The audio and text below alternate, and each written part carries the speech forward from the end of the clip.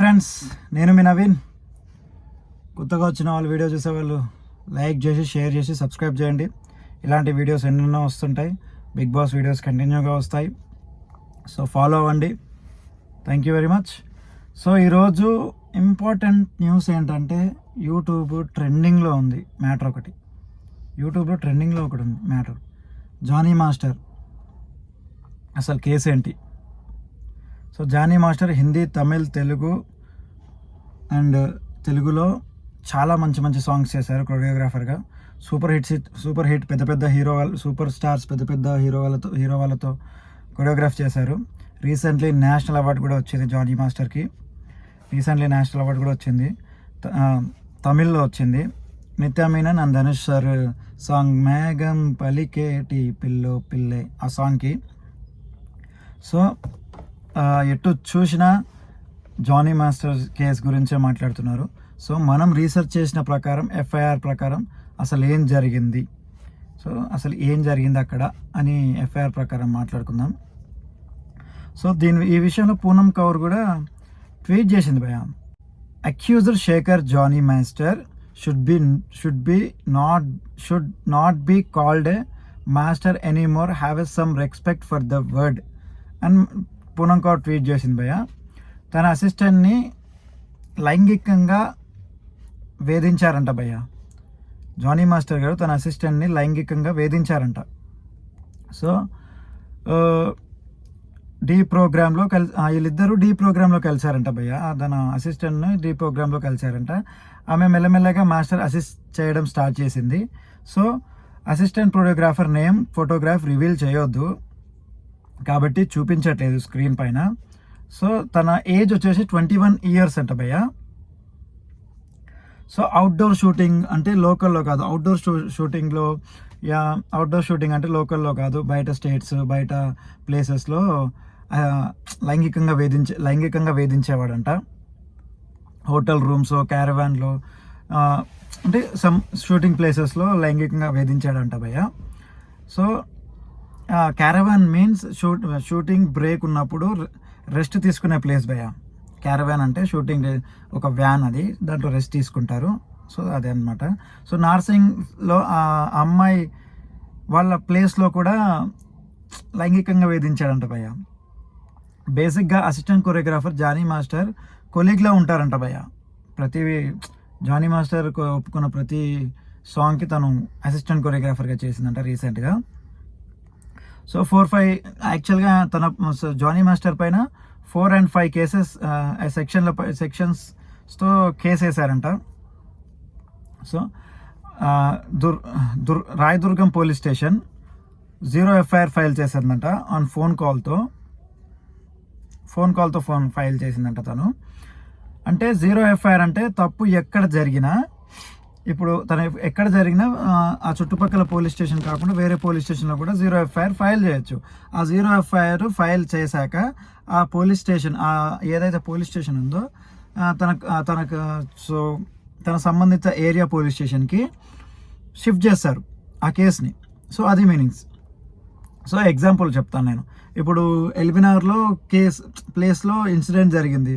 So మనం వచ్చేసి Secunderabad police స్టేషన్లో 0 FIR ఫైల్ చేయొచ్చు. 0 FIR ఫైల్ చేశాక ఈ 0 FIR తీసుకెళ్ళి సికింద్రాబాద్ పోలీస్ స్టేషన్ వాళ్ళు ఎల్బీనగర్ పోలీస్ స్టేషన్ వాళ్ళకి షిఫ్ట్ చేస్తారు ఈ కేసుని. సో 0 FIR దీని మీనింగ్ వచ్చేసి 0 FIR is an FIR that be filed any police station regardless of the places where the crime committed on the jurisdiction of the police station. ఇది meaning FIR ఏది 0 FIRకి. So తన phone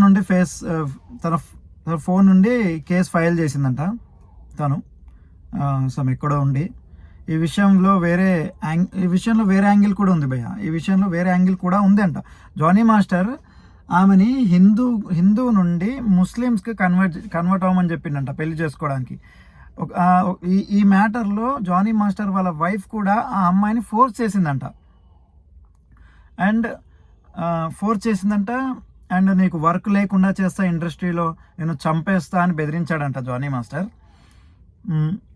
first information రిపోర్ట్లో FIR information report అంటే ఎఫ్ఐఆర్లో first information రిపోర్ట్లో ఇవన్నీ mention చేశారంట భయ్య. ఒక ఈ ఇయర్ అంటే ఈ ఇయర్ జూన్లో వినోద్ మాస్టర్ అనే మాస్టరు ఉన్నాడు, ఆయన కొరియోగ్రాఫరు.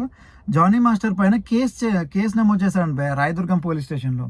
ఏమని అంటే తనకు ఆపర్చునిటీస్ రాకుండా చేస్తున్నాడు అని కేసు నమోదు చేశాడంట.